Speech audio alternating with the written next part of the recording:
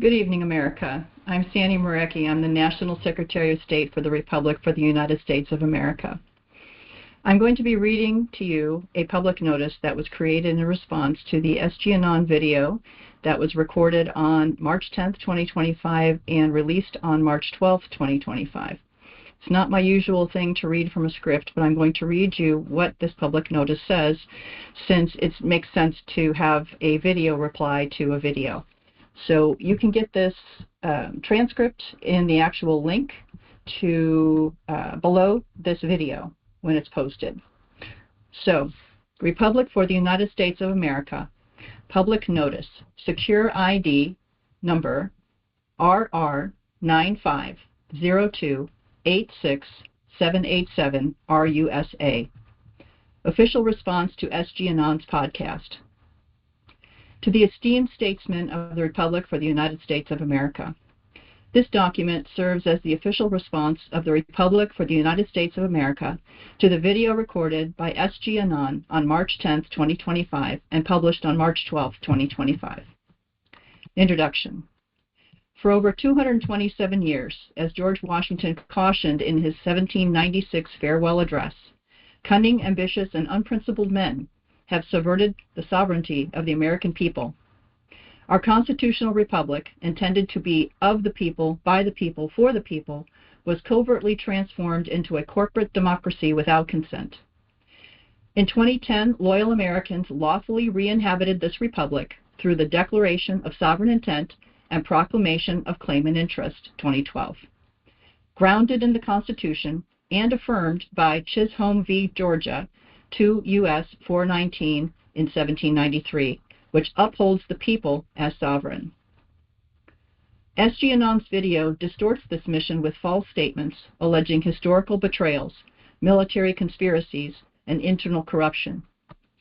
We reject these claims with evidence and lawful precedent, reaffirming our interim role to restore America's sovereignty and helping to free the world from despotic control. We invite patriots to discern the truth and join this noble cause. Addressing SG Anon's claims. After a meticulous review of SG Anon's video and its transcript, we address four central assertions. Number one, the Republic's foundation and purpose. SG Anon begins with a historical review, highlighting only a select few of our founding documents. However, his historical critiques are premature. Only a fully restored republic, after lawful elections have been held, can lawfully address such matters. His opinions do not alter this republic's commitment.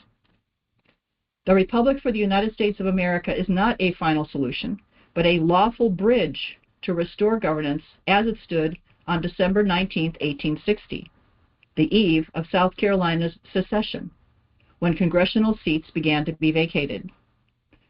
Our founding documents, filed internationally under customary law, preserve constitutional statutes up to that date unless nullified. Post-restoration of the Republic, the American people will be called upon to dismantle the corporate crime syndicate masquerading as our government. This will require many debates, committees, conventions, and elections, a monumental and potentially multi-generational task that must align with the Founders' intent under the Constitution, Article 4, Section 4. Unfortunately, SG Anon's narrative of American history aligns with others who are promoting independent nation-states within the borders of the United States of America. This occurs when someone claims that the Constitution, 1789, is not the supreme law of the land, which means that the country reverts to the failed Articles of Confederation of 1781.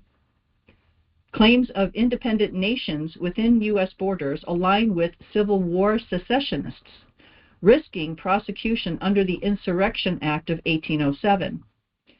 Those supporting secession may therefore subject themselves to criminal liability, including prosecution for seditious conspiracy, which carries severe penalties under federal law.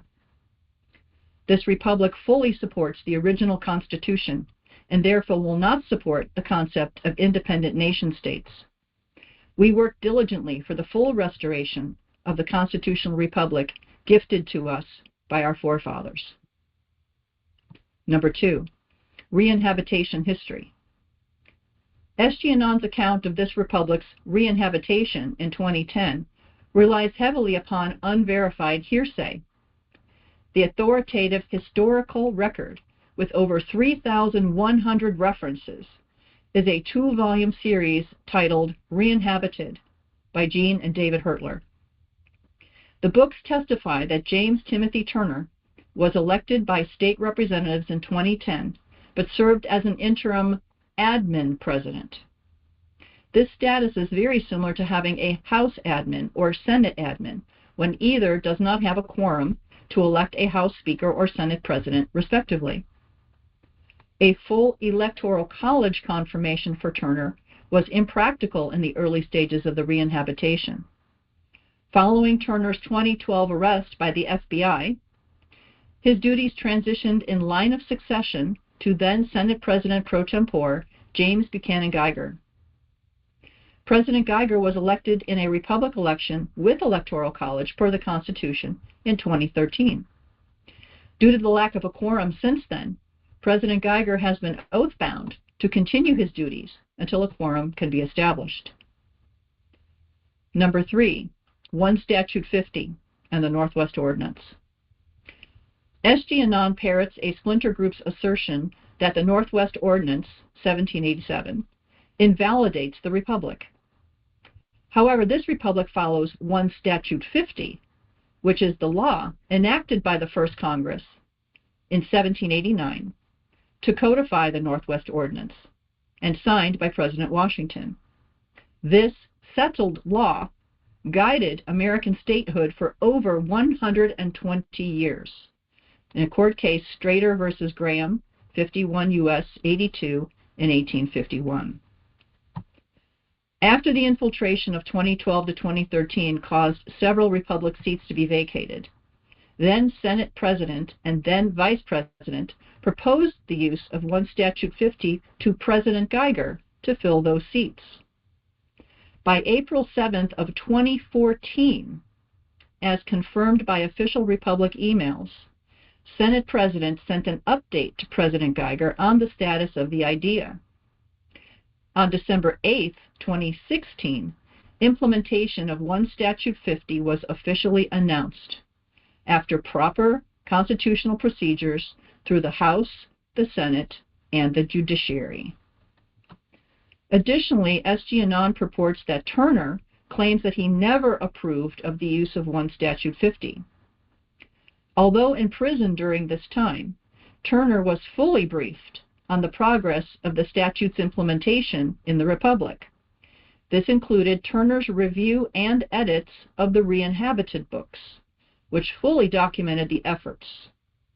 In particular, Re-Inhabited Volume 2 and Hertler testimony attached to this public notice. Even more puzzling is Turner's full support of the use of 1 Statute 50 while teaching the Re-Inhabitation Plan in a video released on August 24th of 2024 on the Great American Hicks Show, Episode 9.